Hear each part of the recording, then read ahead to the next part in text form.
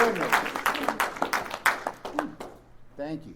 I'm an addict named Tony. Hey, Tony. You know, I always start out by saying, expressing my gratitude, you know, saying that I'm grateful to God for the program of Narcotics Anonymous, for sponsorship in our literature and for the fellowship. You know, I say that because it took all of those things in order for me to get one day clean, you know, and it took my continued efforts in order for me to stay here. You know, I want to welcome anybody newer than me, especially the newcomers, and I wanted to say to them something that I picked up out of this pamphlet. You know, you can probably get clean by just coming to meetings. However, if you want to stay clean and experience recovery, you will need to practice the 12 steps. You know, I believe in the program. I was taught that this program works, and that it would work for me if I just followed some directions.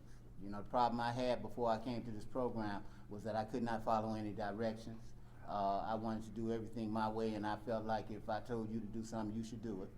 You know, Narcotics Anonymous has turned me around. You know, my clean date is January 3rd, 2005. I just celebrated, hey, thank you. I just celebrated 15 years, you know, and 15 years is a long time for an addict like me. You know, and in the journey, you know, and it's my journey, my experience, and my experience is not, the experience that I share is not the one that brought me to Narcotics Anonymous, but the experience that I've had since I got here. You know, because I know the measure of my recovery. You know, and when I try to ascertain my growth in this process, I have to look at me and me only. I can't compare myself to you or anyone else in this program. I have to compare myself to me. I have to look at where God has brought me from and where God has brought me to. You know, and the gratitude that I share is for the movement that He's made in my spirit. You know, this is a spiritual program, and I'm real grateful for that. You know, because that's one of the parts of my personality that was broken. And you know, this program, man, it's an awesome program. Yes. You know, it does something for all of us. I mean, puts back those fractured pieces of our personality. You know, I'm talking about the things that were sharply affected in our lives before we got to the program, the physical, the mental, emotional, and spiritual. This allows us to mature in areas where we got stuck. Yeah. You know, and I'm grateful for that IP, triangular self-obsession. Because our literature always explains to me. It gives me the answers. It tells me what happened, why, and then it gives me the solution to the problem that I caused. You know, and I can't blame anybody for what happened to me. You know, there is something in me that makes me prone to obsession and compulsive actions. You know what I'm saying? And those actions feed my self-centeredness. You know, and I'm glad that the program works because I'm not as self-centered as I was when I first got here. You know, this program, man, I talk to my sponsees and I try to explain to them that nothing is going to be removed. We're just given a choice. And the principles that we practice allow us to exercise those choices, to make better decisions, so that we can get better consequences in our lives today. You know, and I'm grateful that I'm making better decisions because the principles that I practice allow me to participate in my relationships. The literature tells us that none of us, and it don't say that a whole lot. It don't say all of us or none of us, a whole lot, okay? It says some of us, many of us, most of us, you know, throughout the literature, but every once in a while, it'll get specific, and it'll say something like, none of us were good at relationships. You see what I'm saying? So that's one of the things. See, that's what the symbol addresses. You know what I'm saying? Those relationships with God, self, society, and how we can mend those relationships by doing something for somebody else through service. You know what I'm saying? I'm so glad that somebody found out or thought about doing for somebody else does something for me. You know, when I help someone, it helps me. You know, a real good concept. I never would have thought of it, but I'm real grateful for it. You know, when I got here today, I found out that I was going to be talking on the 10th, 11th, and 12th steps. Before I came here, all I knew was that I was going to be talking about growth and recovery, and that's what I prepared for. So it took me to the 11th step. Okay, it did. It took me to the 11th step, and then I reached into the living clean because if you stay here, you know, if you stay here, if you spend some time on this side of the border, on this side of the border, then things happen. You know, I'm talking about aging, death and dying. I'm talking about illness. I'm talking about, because we don't just die, we get sick and die. You know what I'm saying? I'm talking about those relationships that we build and what they look like. You know, how they're different today than they were before we got here. You know, a whole lot of things change for us, and that's the measure of our growth in the process. You know, so what did I see? You know, like I said, physically, we mature, we get better. We address that first. We clean up. You know, the outside, we start to have those relationships with our doctors. We take our medication. We even go to the doctor and see if what we need. You know, physically, we eat better. You know, we address that diet piece. You know, and I don't mean losing weight. I'm talking about eating better. You know, eating healthier. You know, mentally, if you don't believe that the drugs you use affected your mind, you might be in the wrong meeting. You know what I'm saying? You might be in the wrong program. Because, like, it really damaged me, my thinking. Okay, the drugs that I used, the first one I took activated something in me. Okay, activated. It was already there. Okay, and this program, boom, pushes the button slowly back down. Okay, so that I can get some relief from what has been activated.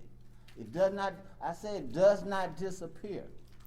I'm still self-centered. Yeah. That's a part of my personality. You know, it ain't gonna go away. But I'm less self-centered than I was when I started in this process. I can think about other people. Now I can, cause like we have to understand what the disease of addiction did to us. It made us forget a lot of things. Like we forgot how to work, we forgot how to play, we forgot how to feel, how to show concern for others. Yeah. You feel me?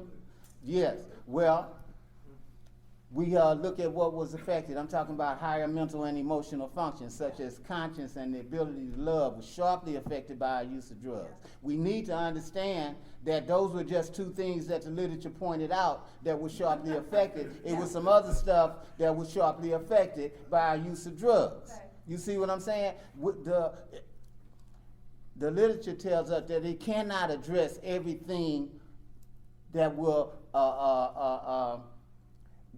help us identify with everybody. Right. Okay, we can't do that in a one book. But I'm grateful for the identification I got. Because if I don't identify with this from the beginning, then I'm not going to participate. I'm going to tell myself this ain't for me and I'm going to go on. But in my first meeting, I got what I needed to start the process. And I'm grateful for sponsorship. I'm grateful for somebody who believed in me and wanted to help me in my recovery. You know, I'm grateful for the therapeutic value of one addict helping another. I'm grateful for the steps and the traditions. You know, my sponsor and his sponsor and his sponsor work steps and traditions. That means I work steps and traditions too. You know, I follow the example that was set for me. You know, I'm talking about the example that was set by people who had faced my dilemma and found a way out. You know, I mean, nothing that I do or that I did is any different than what you do or what you did. I just did it in a different place with different people. You feel what I'm saying? I may not have gone to the extremes that you went in some areas. The literature explains everything. It says addicts are basically the same in kind, but we differ in degrees of sickness and rates of recovery. Okay, the hole that I came out of is deeper than some of y'all holes. Okay, so it's gonna take me a little bit longer to get it. Okay, and I may not get everything in the order that you get it. Okay, so don't judge me for the language that I use with 15 years clean, simply because you don't use that language and you got 3 years clean. Okay, God don't work like that. Okay, I'm grateful for how God does work. He does not work on the group. He works on the individuals. Because the groups wasn't sick. The groups didn't suffer from the disease of addiction. We did. God does not address the needs of the group. He addresses the needs of the individual. I'm glad that he is big enough, talking about the God of my understanding, to address all of our needs. See, the thing is, what you need is different from me. Where God is taking you is different from me. I'm talking about, that's why sponsorship is so important, because it leads me into that relationship, back into that relationship with a higher power, with the God of my understanding. That relationship, or the lack of it in my life, is what allowed me to do the things, I'm talking about, to do the harm that I did to me and to others. Because when I'm not in a relationship with God, I don't care about you. That's deep. You do not matter. The selfishness, the self-centeredness, all of that prevails in my life. But when I am in that relationship, it's so hard, it's harder for me to do harm to myself or others. I'm talking about, I love the program, I love the steps, because it brings about the awareness. Because I was unaware. And I had to make that admission. I'm talking about freedom that I get comes from my admissions. Starting from the first one. I ain't talking about in the first step. I'm talking about in who's the addict. Because I have to admit that I'm an addict in order to admit to myself that I suffer from the disease of addiction. Because only addicts suffer from the disease of addiction. If I do not make that admission, then this program won't work for me. Ain't no sense in me doing a first step. It does not apply. Thank God for who's the addict. Thank God for addicts just like me coming to the meetings before me. Woo. Honesty. They say that's the hardest one to practice. But that's the most rewarding. You know, I said I was grateful for sponsorship because that's what leads me back into the relationship with the God of my understanding. That's one of the things that happens when we work the steps. We are led back into that relationship with the God of our understanding. Okay, that's just one of the things that the step work addresses. Okay, and that's to me that's the most important thing. Okay, a lot of other stuff happens in the steps, and we are not sometimes not aware of what's happening because it all happens at the same time, you know, and you can't see. I'm talking about you can't see you can't see the growth in all of the areas of your life when they happen at the same time. Okay, I'm not like God. I don't have that the ability to see the whole picture. I focus on what's important to me. Even clean. You know, I'm telling you, the self-centeredness does not go away. But being led back into this relationship, see, I had to understand, and the literature clears it up for me.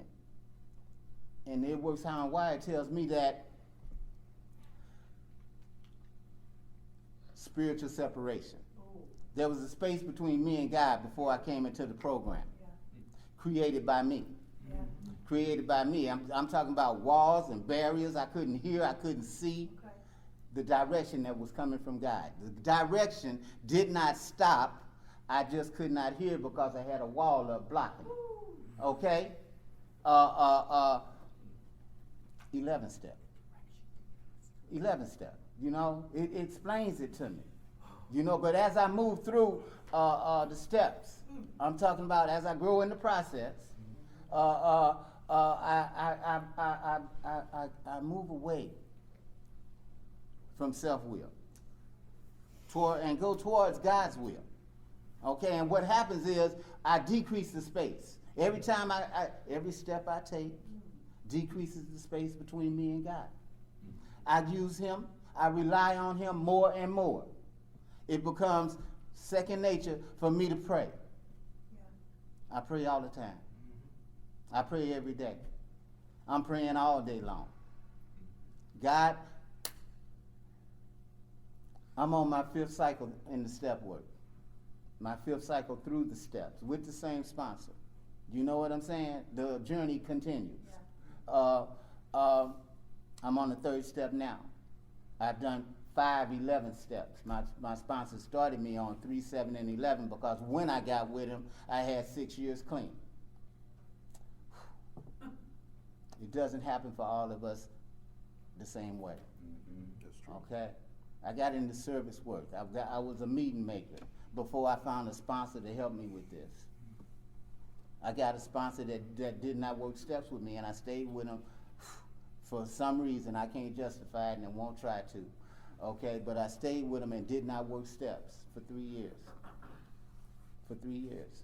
Stagnated in my recovery and still misbehaving. Okay? Still misbehaving in the process. I'm talking about GSR, treasurer, activities chair, and I was soliciting. You know what I'm saying? As soon as I leave the meeting, I go home and I know all of them. And I can't, and I'm talking about the disease of addiction active in your life, clean. It don't go away simply because you stop using drugs. It's more than that. I'm talking about this relationship though. The 11th step says our spiritual condition is the basis for a successful recovery that offers unlimited growth. Unlimited growth. Ain't no telling where God can take you. Please don't sell yourself short. We don't know where God can take us. I ain't talking about the houses, the cars, the relationships. I ain't talking about getting the boo. You know what I'm saying? Because those things might come. But that ain't what the program promises us. It only promises us one thing, and that's freedom from active addiction. But we can get more. You know, I'm talking about if we participate, if we go into this step work, if we surrender to this relationship that's waiting on us. It's already laid out. This thing, somebody was talking about it earlier. They didn't finish the statement. The path is already laid out. All we have to do is walk down the path. And the path leads us into a relationship with the God of our understanding. But we have to be careful. Because it's easy to slip back into our old ways. It says to ensure our continued growth and recovery, we have to learn to maintain our lives on a spiritually sound basis. Yeah. Somebody said when the addict works the program, when the drugs go and the addict works the program, wonderful things happen. Lost dreams awaken, new possibilities arise. I like to think about the new possibilities because we have to remain open. We have to remain teachable, no matter how much clean time we get. Yeah. You know what I'm saying? I need to be aware and stay aware. The recovery has a price. Membership might be free, but recovery has a price. Okay? All it takes is the desire to stop using. But once you get in here, you have to do some work to stay. Yeah. You have to do some work to stay. Because like they say, it's easy to slip back. Man, I'm so grateful. The price of recovery. Vigilance. They say it in the 10th step. The price of our recovery. I have to be ever watchful of myself. Yeah. I ain't talking about y'all, we all each other's eyes and ears. I ain't talking about that piece. I need to be ever vigilant, watchful of myself. I'm talking about what I say, what I do, my words, my actions, my emotions, my feelings. All of this on a daily basis. That's why we take that inventory daily. I ain't looking for what I do bad. Only. I'm not looking for what I do bad only. I'm looking at it, everything overall. Look, the 10th step is not, it's preventative. That's what the literature says. If we work that step regularly, then we don't have to take the corrective action as much. Yeah. You see what I'm saying? Because what I'm doing right here, I'm practicing doing the right thing for the right reason. And I get better and better at it. I ain't apologizing every day. Right. I'm not hurting people every day. I'm not hurting myself anymore every day. I'm being good to me. Okay. What happens in the steps is we learn how to treat ourselves Yeah. better. What can happen in the traditions is that we learn how to treat others better. That 8-step man identifies what harm looks like, and we identify what it feels like because we've been hurt and we know what pain is. We know what pain is. Knowing what pain is with a clear mind, I don't want to hurt you no more. Yeah. If I get high, I might, but I ain't. Hey, but this program guarantees me that I never have to use it again, so y'all don't have to worry. You feel me? Y'all don't have to worry no more. I am no longer a threat to you. I'm no longer a threat to myself. Whew. Says as we grow spiritually and find a power greater than ourselves, we realize that as long as our spiritual needs are met, our living conditions, our living problems are reduced to a point of comfort. When we forget where our real strength lies, I'm talking about in the God of our understanding, now higher power, we quickly become subject to the same patterns of thinking and action that got us to the program in the first place. Boy, I think I just said, I need to remain vigilant. I need to watch myself because this thing can happen again, and clean time don't exempt me from returning to the horrors of addiction, Yeah. from returning to the pain, even though I know what it feels like. We talk about insanity on a different level. And I might take somebody with me because my insanity needs a co-signer. I need a ride along. I need a buddy. I ain't going by myself. I ain't going by myself. I'm taking somebody with me. You see what I'm saying? I might get a reward for bringing you. Hey, look, it say we are thankful for this step because we begin to get what is best for us. God always knows what's best for me. What's better than I know for myself. That's why I made the decision in the third step that led me to this point. I turned it over and I haven't given it back. The evidence is that I remain clean and I keep participating in my recovery. Yeah. Okay? That's the evidence. Yeah. Okay? Look. Don't look for me to be an example of spirituality because some of us don't know what that look like. Okay? We think we like floating. You know, we done stop cussing, we done stop sleeping with the opposite sex or the same sex, whatever sex you sleep with, we done stop doing it. We ain't doing that no more. I'm riding on the cloud. You feel me? That ain't what it is. That's right. That ain't what spirituality is. You know, for me, it's just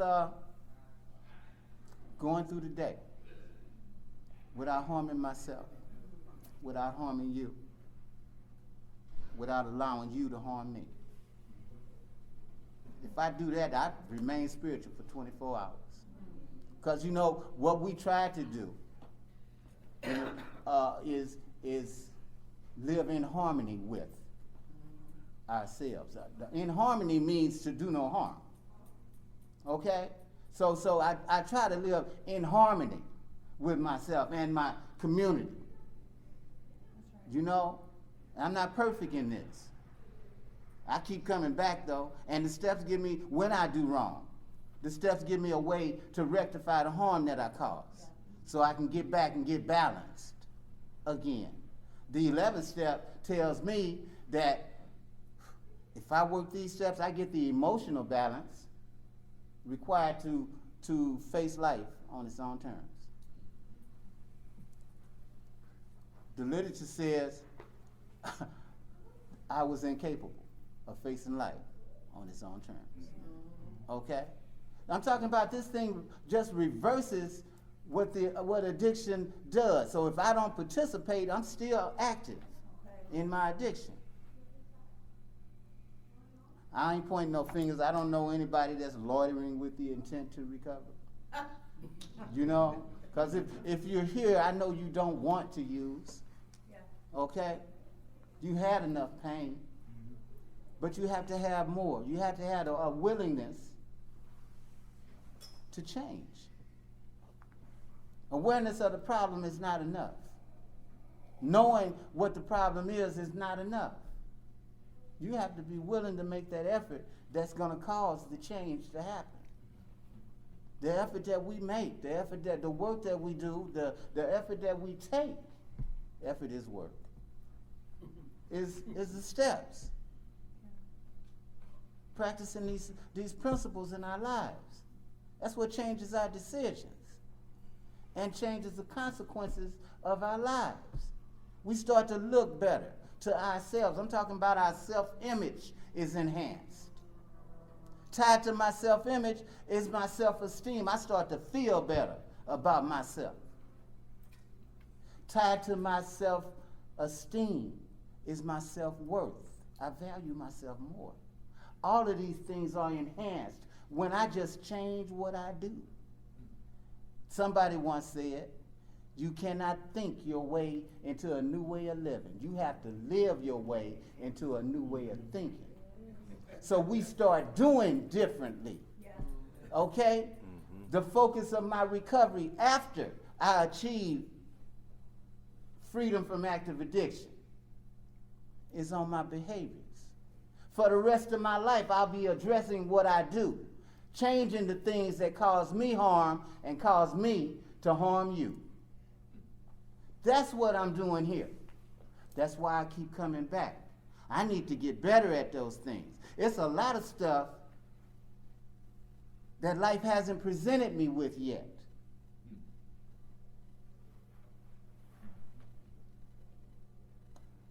Like my resentments. I've been through the steps. I'm on my 5th cycle. I'm free from resentments. If anybody in here is newer than me and haven't gotten to that point yet, you can't get to that point where you are free from your resentments. But you need to know this. You are only free from the ones that you have been made aware of. Okay? Because resentments are not internal. They are activated by things outside of us. Smells, sounds.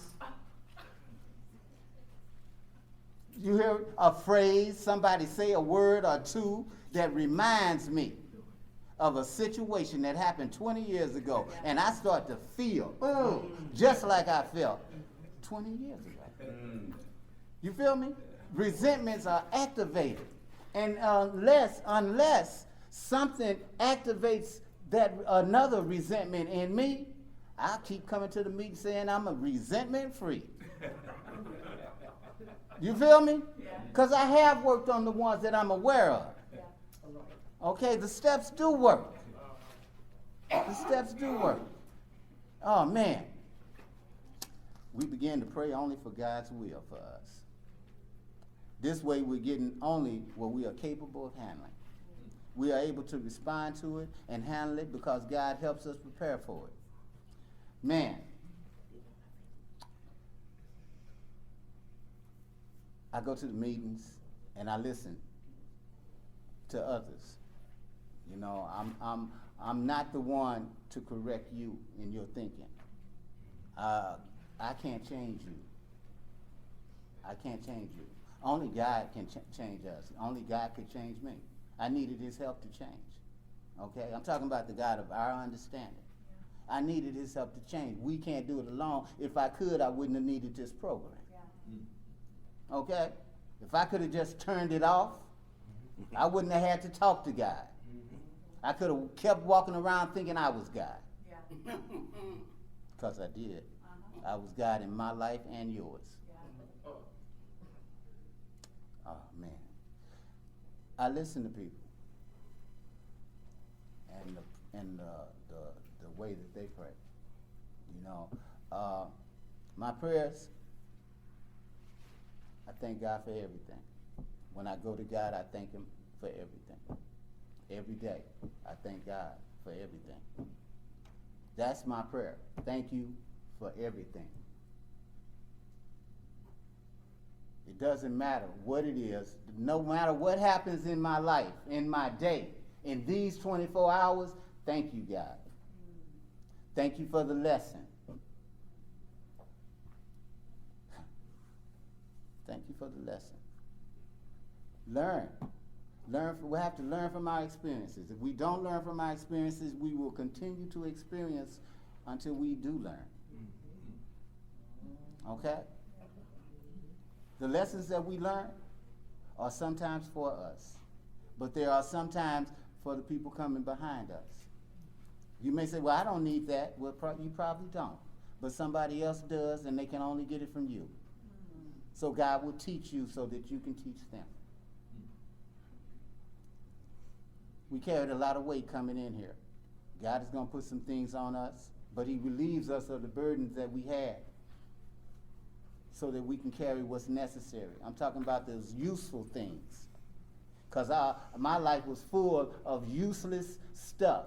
The steps empty out all that useless stuff so that God can put something in me that somebody else can use, or that I can use to help somebody else, or myself. Because sometimes I'm hurting too. You know, I got 15 years clean, and I don't come to the meetings complaining. Because I follow the suggestions. I got a network, I got a sponsor, and I use that network, I use my sponsor. So by the time I get to the meeting, I'm already in the solution. So I don't have to go to the meetings crying and dumping on the meeting, boring y'all with my humdrum problems. They had nothing to do with recovering. I don't do that one. I share my experiences clean, my strengths. Strengths are experiences that we got through without using. They become strengths. That offers hope to somebody else that they can get through something too. I'm so glad that my sponsor started me out on steps 3, 7, and 11. Because they introduced me to the spiritual aspect of the program that allowed me to understand that God was with me. When I went into the first step, God was with me in all of the steps. A lot of us don't know that point, but where we end up at is where I am right now. I see the presence of God in every one of y'all. We should see the presence of God in everything. We should see God in everything because we done been through so much And God brought us out of it. I need to know that if you hear, God has something to do with it. So I need not condemn you. He put us here together because nobody else could help me but you. Come on. Nobody else could identify with what I was going through. So I can't kick and scream and complain and talk about you. What does it say? Without this step, it's unlikely that we could experience a spiritual awakening, practice spiritual principles in our lives, or carry a sufficient message to attract others to recovery. There's a spiritual principle of giving away what we have been given in Narcotics Anonymous in order to keep it. By helping others to stay clean, we enjoy the spiritual wealth, the benefit of the spiritual wealth that we have found. Man, when I thought about growth in this process, I looked to the living clean because this is the experience of big boys and big girls. You know, I mean, shared with us and the newcomer so that they'll know what's coming. Yeah. You know, to prepare, because we sometimes have to prepare them for what's coming. You know, we're doing them a favor with this one. We're doing them a favor with this one. We didn't have this one. I'm glad it came while I was here, but we're doing them a favor with this one. Because members with 20, 30 years are telling the newer members that, hey, you get 30 years clean, you still gonna have to come to meetings. You get 30 years clean, you better have some healthy relationships in your life. Because you might need somebody. You might need somebody. Be careful. Look, it was so many things I could have talked about. Aging, death, dying, parenting. All of that is addressed in this book. But I went to complacency. Complacency is a watchword for all of us. But it shows up in different ways at different times. When I first got here, they told me, get yourself some literature and go to meetings. Find that sponsor and work the steps. Involve yourself in service. If you do that, it's more likely that you will stay here. But with clean time. Because for me, there have been signals throughout my recovery. Every few years I felt like there was a need for me to do more. Every few years, I don't know why, but I was driven to do more. Now, complacency for a brother like me can be knowing that you should do more and don't do it.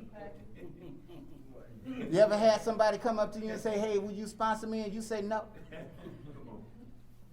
Hey, man, what does this mean? And you ain't got time?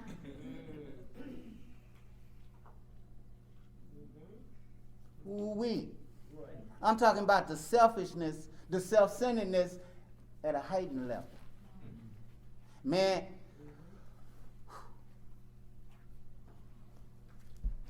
that relationship. That relationship, man.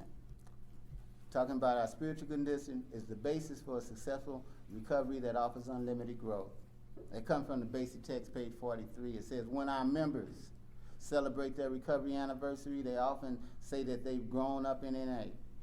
Well, then we think, what does that mean? We start to wonder if we're grown-ups yet. We check our lives, and yes, all the trappings of adulthood are there, but the checkbook, the children, the job, and the responsibilities. On the inside, though, we often feel like children.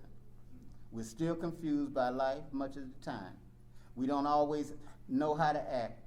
We sometimes wonder whether we're really grown-ups at all, or whether we're children who've somehow been put into adult bodies and given adult responsibilities. Growth is not best measured by physical age or levels of responsibility. Our best measure of growth is our spiritual condition, the basis of our recovery. If we are still dependent on people, places, and things to provide our inner satisfaction, like a child depending on its parents for everything, we do indeed have some growing to do.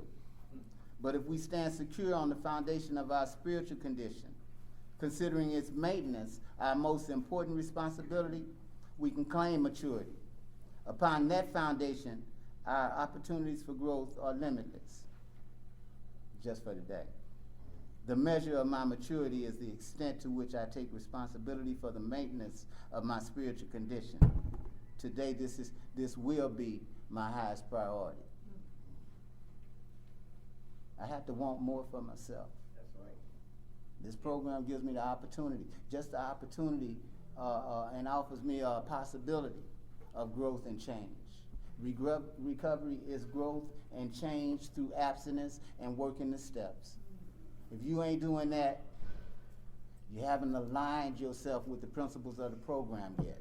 I didn't say you wasn't in recovery. I said you haven't aligned yourself with the principles of the program yet. And the first thing that we need to do is surrender to the principles of the program. That's right. We need to understand that staying clean has to come first. It's always going to be the first thing and the first priority. Don't use no dope. But this ain't no just don't use no dope type of program. Don't get it twisted. Don't give yourself the excuse to think that just because I ain't using no dope, I'll be all right. I can do whatever I want to do. I can still misbehave. I can blame my addiction for my behaviors. I need to be careful with that. We do that a lot. We do that a lot. Well, you knew I was an addict when you met me. You know what I'm saying? I'm just saying. Y'all hear me though. I know you hear me. That's identification. That's identification. That's what we need in here. That's what we need in here. Look, we need to stop blaming. We need to take responsibility. This program makes us more responsible, more acceptable, more productive members of society. If that's the goal, if that's where it's taking us, then we need to be those things. I always talk about my daughter when I share, so I need to get her up in here. Because she's going to say, did you talk about me? And I'm going to say, yeah. I'm raising a daughter. She's been with me since she was 4 years old. I have sole custody. She lives with me and has been living with me. I've been raising my baby, okay? I'm still raising my baby, okay? Taking responsibility for a life. You know, when God gives you responsibility for something, that's real powerful. If you have been here for a period of time and God hasn't given you responsibility for anything, you need to check your life. You need to check yourself. Apply that vigilance to yourself. If God hasn't given you responsibility for anything, if he can't trust you with anything after being clean, then he hasn't seen growth or change in you. We tell the newcomer to come in and find a sponsor and make a beginning on the steps. I know I tell y'all I've been through a lot of times, but we tell the newer members to come in and make a beginning on the steps because the steps start the process of change. We don't know how much time we have. Time is God's greatest gift to us. And that's because we don't know how much time we have. If it's so valuable, why you wasting it? What makes you think that there shouldn't be a sense of urgency when it comes to doing the work that we do? So we tell the newcomer to come in and make a beginning on the steps because we don't know how much time we have. When I meet God, I want him to know, and I want to know that I started the process of change. I was working on it. I was working on it. I had begun to do things differently. I know I messed up, and you do too. But I had begun to turn this thing around. That's why we tell them to make a beginning on the steps, okay? It ain't about finishing the steps, because we practice these principles long before we get to the steps. We start listening to people, we start following directions, like coming to meetings. Somebody told you to keep coming back. If you did it, you following directions. That's something that you never done before. If you do it on a regular basis, that's commitment and dedication. Somebody hurt your feelings and you keep coming, that's perseverance. You see what I'm saying? We practicing principles long before we get to the step work. I'm so glad. Am I close to being? Am I close to being finished? Oh God, up there. I'm sorry. I don't run out of spit. I do not run out of spit. My sponsor taught me. He said, I always have a CD in you, because you never know when you're gonna be asked to serve. And the one of the best ways that we can serve is to carry this message. I'm always willing. I find joy in this. If I reach one person each time I share, and they go out and reach another person, what I say can reach 1 million people. I was telling this brother before we got here, and I'm going to close with this. When we make that spiritual connection with the God of our understanding, all of us become connected. All of us. You may not know me, but I bet there's somebody you know that knows me. Or there's somebody that you know that knows somebody that I know. We are all connected. This is one family. Stop mistreating your family. There you go. The steps give you an opportunity to do something different, to change the direction of your life, and possibly to change the direction of to help change the direction of someone else's life. I'm an addict named Tony. Thank y'all for listening.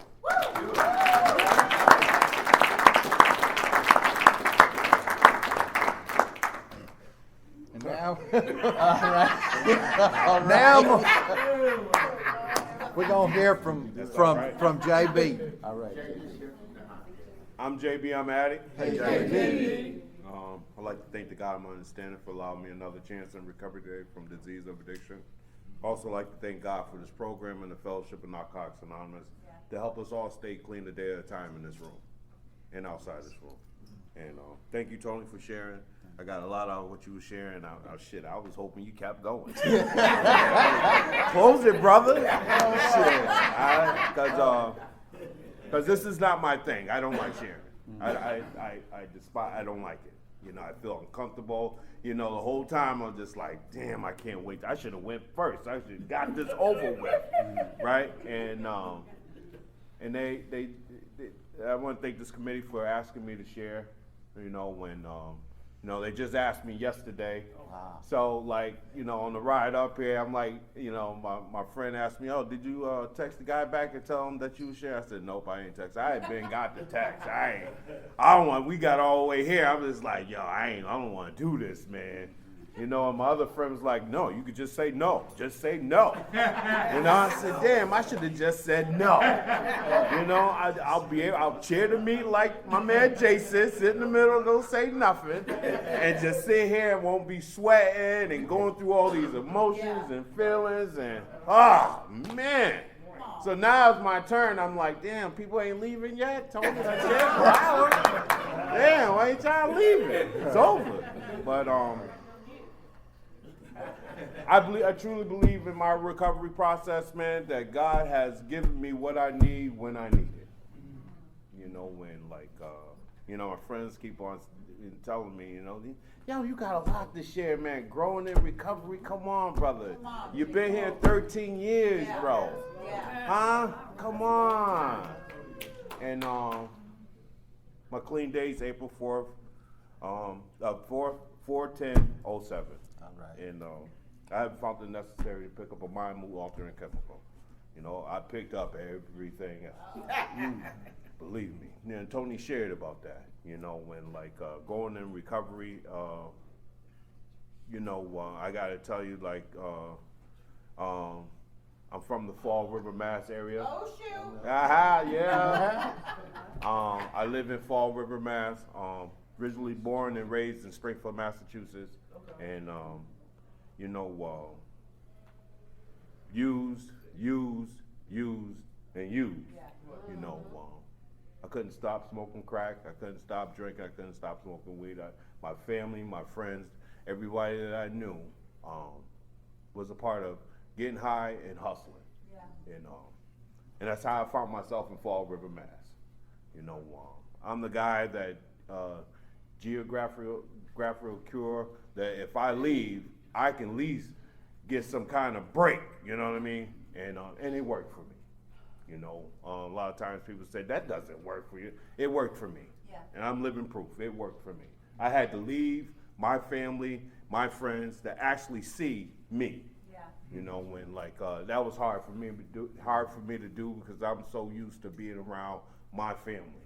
You know, when like it took me a while to go back home and actually socialize with them again after being clean for a little while. Yeah. You know, when like and that was a struggle. I let someone to read something out of the 10th step, and Tony did a marvelous job sharing, man. Like, I got so much from him, man. Like, wow. You know, when like, you know, I called my sponsor because that's what we do. A lot of us, we call our sponsor when we get ready to share. Well, I do. I call my sponsor when I get ready to share. And like, he tells me all this stuff. I say, yo, man, they just asked me on the hip to share, man. I don't want to do this. He's like, I got something for you. He's opened up the book. He said, you got your books with you? I'm like, no, I got nothing, man. I got this basic text in my back seat. You know, he said, well, you got a book. You know, and he started going on. He started telling me all this stuff. And he's telling me all this shit, right? And I can tell you one thing. I am not hearing nothing he's saying. He sounds like Charlie Brown on the phone. Wah, wah, wah, wah, wah. Wah, wah, wah, wah, wah. All I got out of it is step 10, honesty, integrity, and self-discipline, right? That's all I got out of it, right? And I kept saying to myself, yeah, I got self-discipline because my ass is sitting up here, right? And I got 13 years clean, you know what I mean? Like, you know, I do step work. I have a sponsor. I have a home group. I'm active in my home group. I'm active in my recovery. You know, I do H&I. I've been doing that for 9 years. I got the same H&I H&I panel leader for the past 9 years. I go to the same detox every fourth Sunday of the month since I've been clean. All right. Right? Thank you. So, like, listen, check this out.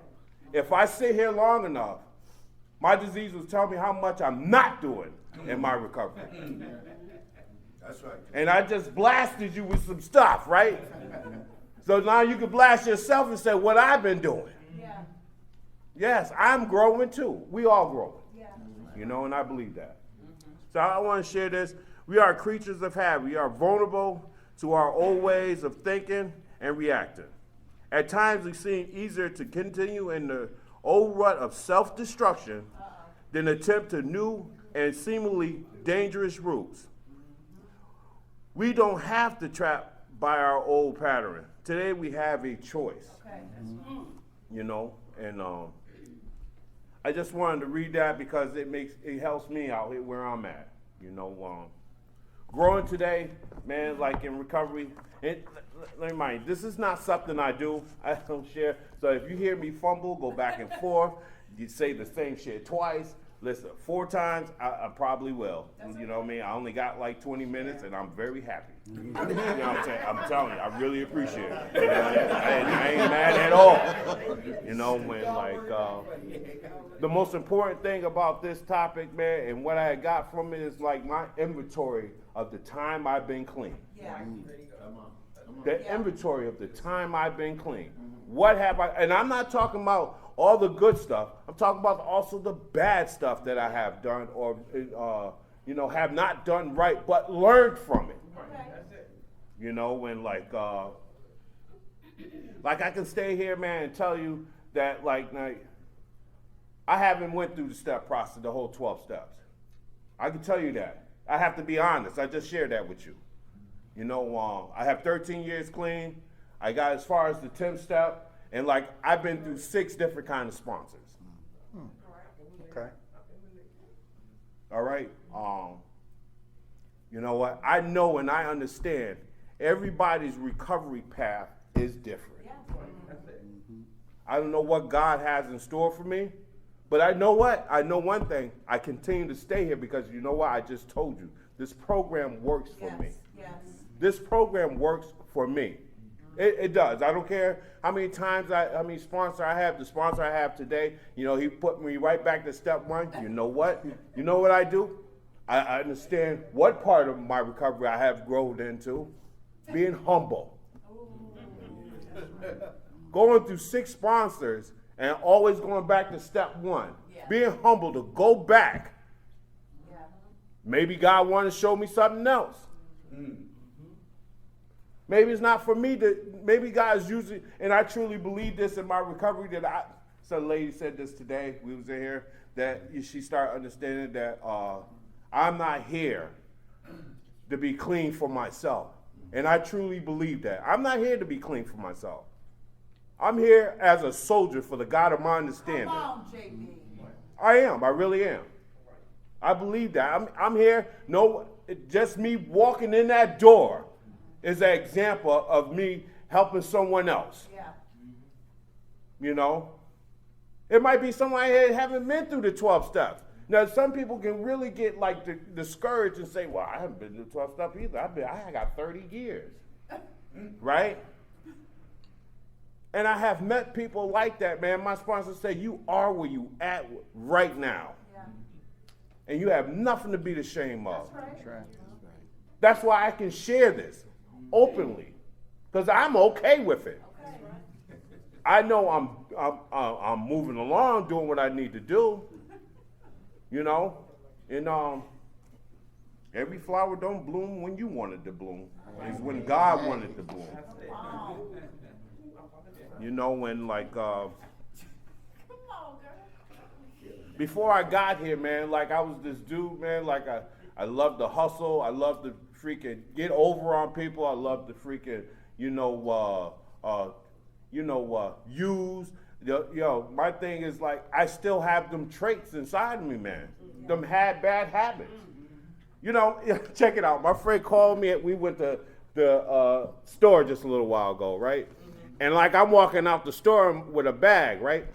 And I'm telling you, I'm walking out the store with my bag, and like I didn't buy nothing in that store, but I'm walking out. He's at the register, and yo, Jimmy, I look flash back, and I kept fucking walking. You know how that goes.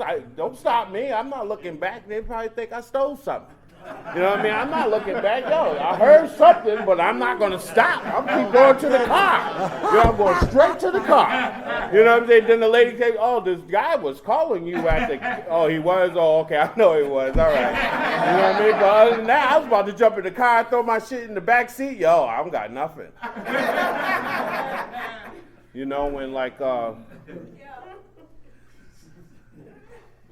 have to be aware, man, of, like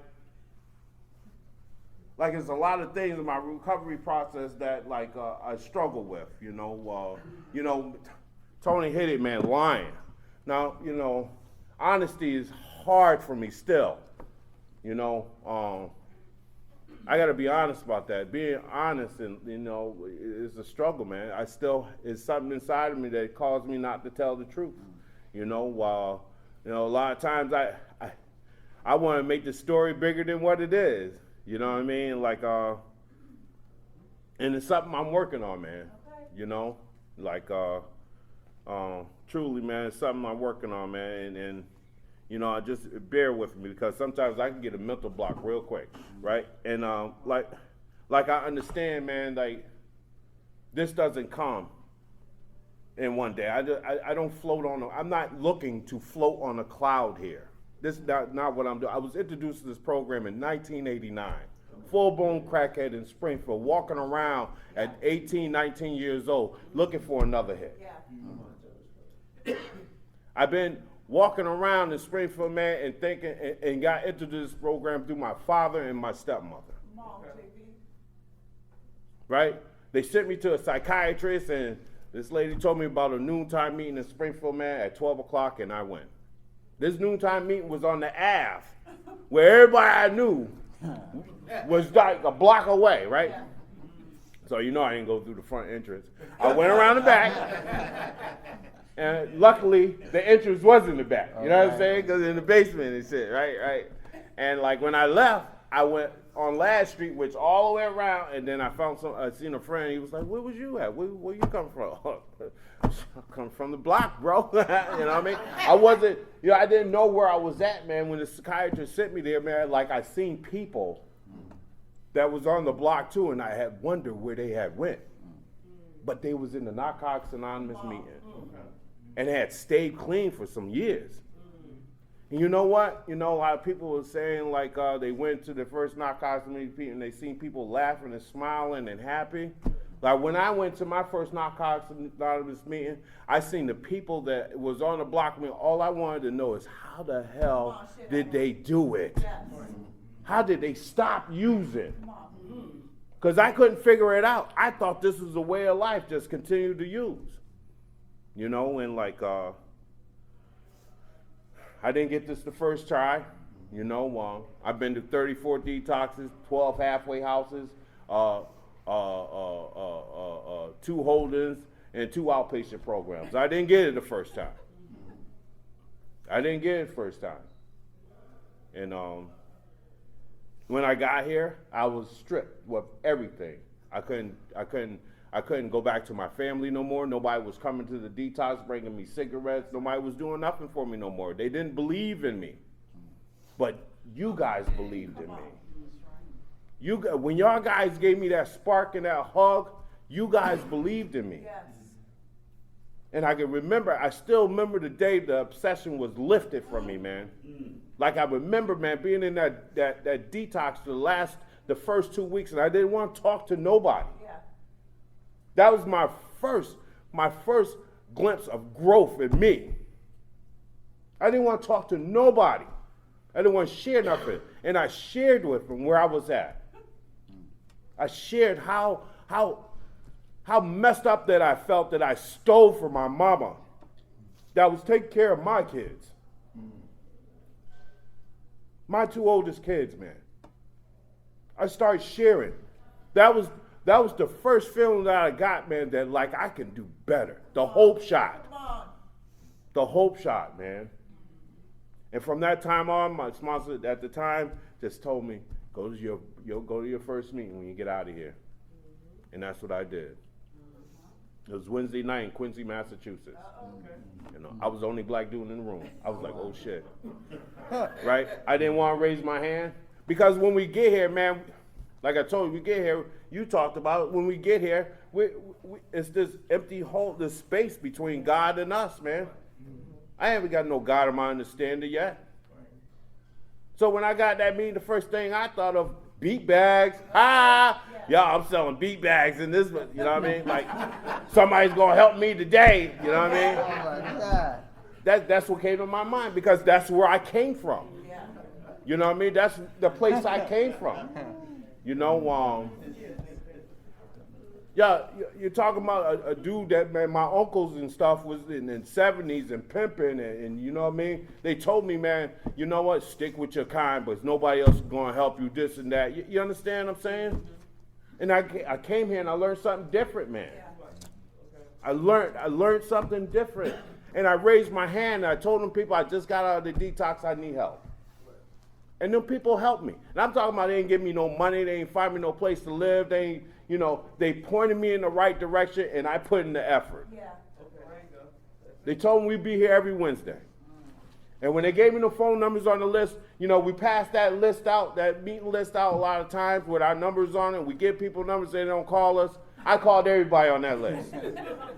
No shit. I called everybody on that list. I didn't have no clothes to wear. I didn't have those proper sneakers. I went down to nearby Marshalls, and hey, still haven't learned, I haven't learned this recovery process. I went down and stole me a belt and a pair of sneakers. Yeah. Because I didn't have nothing. I didn't have nobody. You know? Yeah. And I was so scared to ask for help. You know, I barely asked them people to call them people and ask. I barely got my arm up to say, yo. Barely. Yeah, I didn't know nobody in that room. And I started learning how to pay bills. I started learning how to make my bed. And I started sharing, most importantly, where I was at every day. Yeah. You know? Because what was important to me, I love being out on the street. I love being out at night. I love walking around the block at night, bro. That's the shit. You know what I'm saying? I'll sleep all day, but when it gets dark time, yeah, that's what's going down. My hustle is on. You know what I mean? I'm the macadamian king. You know what I'm saying? That was my thing. And I'll sell you a beat bag in a minute, man. No problem. If I need to get high, I will sell you a beat bag and get on top. You know, and that was my thing when I got there, and I started learning, man. Listen, man, this is a new way of life for me. Yeah. You know, this is something different. And God works in mysterious ways, man. God works in my life. I cannot tell you how good God is. Yeah. You know, when I got my first room. I got my first room. And I remember my first job, because you told me, get a get well job. Yep. And I didn't listen to that. I kept on using because I kept on went back to my trade, and I thought I could hold that $600-700 check every Thursday, knowing that I was not calling them people back Friday. I mean, going back to work Friday, and I was calling them people, telling them I'm sick, my mama's sick, somebody's sick, because I need to go get high. That check got me bubbling, right? And I remember, man, I'm trying to go a little faster here, but I remember getting an apartment. And I have 5 kids, and my son, my youngest son, he was 11 years old, and his mother couldn't take care of him, and she was struggling, right? And like you, Tony, myself, I had to take custody of my son. Yeah. Right? I had to take custody of my son, and I did not know how to do that. Yeah. Like I told you, I'm the dude that sat on the block with a half pint of Hennessy and a 40 ounce in my hand, and I thought that was the life. Never mind trying to take care of a young man. And with this program, man, I came in this program, man, and I just started paying attention to men and women here that was taking care of their children. Yeah. You know, when that young man today is 22 years old. You know, own his own house, 3-family house. He just got it a couple of weeks ago, and I am so proud of him. Because he stayed with me and took my guidance. But not only that, I stayed in this program and took the guidance from you. I took the guidance from you. You know, I didn't give up. I didn't, because after the third sponsor, I was ready to trash Narcotics, and I was ready to leave. But God touched my heart and said, there's something better for you. Yeah. And you're going to keep on growing in this. Just keep on staying. You know, and I kept believing that, A lot of times I want to knock myself down, man, and say that this is not going to work for me, man. I'm going to keep struggling like I'm struggling, right? And Tony talked about relationships, right? And I struggle in relationships all the time, man. Especially romantic relationships. That was a big struggle in this process, before I got here and while I've been here, and I'll be selling myself short not to share about where I'm at. Okay, come on. When building relationships, man, with people, man, is been hard for me. When recently got out of a relationship, a few months ago, and staying somewhere where it's not growing for neither one of you. But I'm so used to holding on, just holding on, and like I had the courage, man, and like kept praying on and being able to let this go. But the growth part from it, man, what sits good with me, like I'm not. It wasn't something where I'm cussing this person out, telling her how bad she is, or throwing her in the dirt, or this and that, man. You know, like I wanted to lead the relationship. Like, hey, we're still cool. I'm all right. We're just not right for each other. You know, when like it didn't end like that. You know, when like she's very mad. She's mad at me, I guess. It doesn't speak to me or whatever. But you know, that's okay. I still love the woman. You know, no, that's one thing about this growth, man. Like, you know, not taking that inventory and promptly met my wrongs in the relationship and how I feel, my feelings. You know, when like, you know, I never had a healthy relationship before. I don't know what a healthy relationship is. You know, before I got here, I had you know, the relationships was not healthy. And when I got here, you know, I had a couple of relationships that didn't work out because I thought when I got here, I said, oh man, I'm in recovery now. Everybody's recovering. Yo, you should be good. I should be good. That's a healthy relationship, right? We clean, right? I didn't know it was a lot of other shit going down. You know, one of the biggest things that, man, like I understand is recovery process, we all come in here with our own different trauma and stuff that we've been through, man. We all come in here, and we don't all do it the same. We all don't recover the same. You know, so I got my stuff, she got her stuff. You know, my trust issues is deep.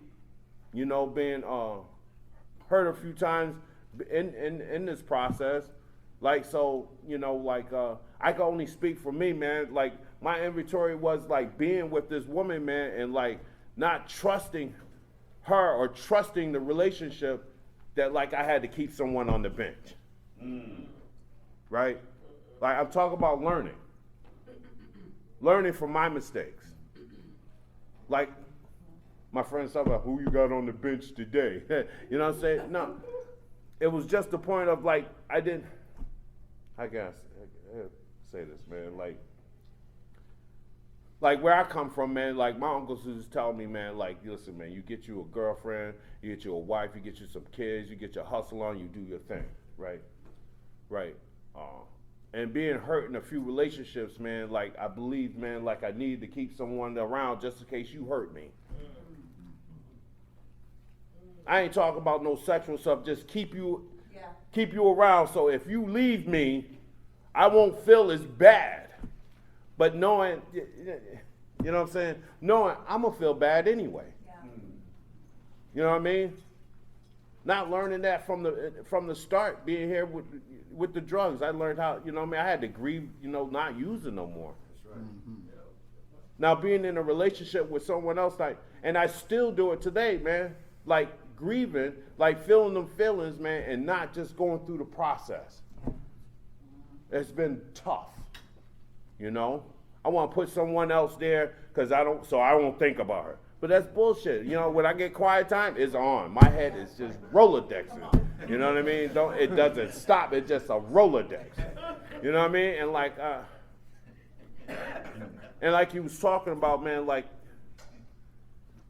following these principles and working this process, going through the process of recovery, man, and like with abstinence, you know what I mean? Not using. And sometimes that can be hard, man, because, you know, for me, I'm speaking for me. When I'm not using no more drugs and I got a lot of years clean, I can get cocky. Oh, I'm not using no more, but that's okay. So I'll be all right. As long as I don't use, I'm all right. But it's not, man. I want to grow to learn how to live differently, man, than I did before. Because the way I was living before nearly killed me. It nearly killed me. I know my story. I know where I was at. Where I was at and where I'm at today, man. I put on social media one day, I am proud as fuck of myself. Come on, JB. I am. That's right. I am. I don't know if you not, but I know I am proud of myself today. where I was at to where I'm at right now, I have accomplished a lot. And I'm not talking, listen, I bought me my first house. I got my job. I got money in the bank. I got a bank account. I got some credit. You know, my friends know that, my friends back home say, oh, you got white people credit. Listen, check this out. I'm not talking about that stuff. I'm talking about being able to go see my grandson and call him and ask him how his basketball game is. Yeah. I'm talking about being there for my daughter. That's right. That's right, JB. I'm talking about dealing with my son that still hate me. Okay, I can relate to that. My 27-year-old son is gay. I'm talking about dealing with that. Like he thinking I'm not all right with that.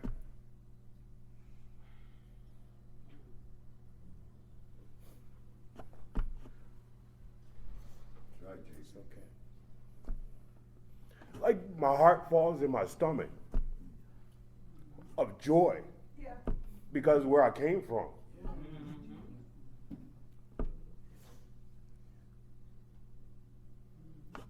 My son got a house of his own. I live in his house. I got to start paying him fucking rent. Right? My oldest kids are mad at me because their mother is not well. And they struggle with the both of us because I try to tell them right and they don't like it. They use what I did to them against me. And I have to sit on the phone or text. This texting shit is great. I see a whole book all the time on the text. What the hell is this? Can you call me? You sending me all these texts. I feel so good, man, like to share this, man. Be like, like my daughter wanted me to go to counseling with her, because her mom's is really sick, right? Their mom's is really sick, and I keep on expressing to them that, it could be something wrong with you. You might need to, talk to somebody because you might be dealing with depression. And I learned that here, my daughter struggles a lot. She just want a family. She want a man. She want a family, and she don't care how she get it. She'll sell everything she's got and give it up. And she got her another apartment again because she tried to go live with another man and think she could make a family, and it didn't turn out like that. So I had to listen to her beat me down for not being there for her and still love her where she at. And let her know I'm still here. If you want me to go to counseling with you, I still want to go to counseling with my son. My oldest son, he struggles with me. He got me blocked. I hate when they block me. They block the shit out of me all the time. Social media, phone, it don't matter. I'm the block daddy. You know what I'm saying? But I'm not your friend. I'm your father. And I need to tell you honestly how I feel about what you're doing. Because if I don't, I'll feel worse than what they're doing. What I'm saying is, man, like I didn't have parents around to help raise me. When I turned 10 and 11, my mother and father divorced, and next thing you know, I was on the Ave learning how to be a man.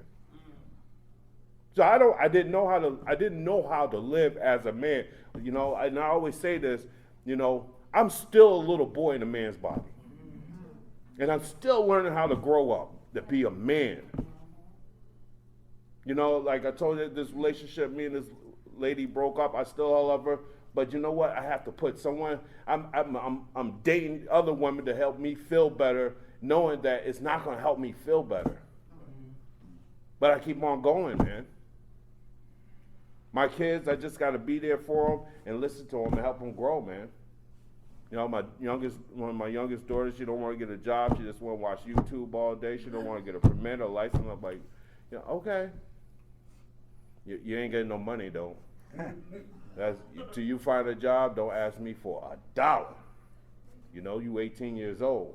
And sometimes I gotta be hard in order to show them how much I love them. If I just give it to them, then they're not gonna understand the value of it. Because I learned the value of it. I don't want them to ever go through what I've been through, But sometimes it's hard to sit back and watch them do their lives. It's their lives. I have to watch them. I have to watch it. I can't jump in and like, no, don't do, no.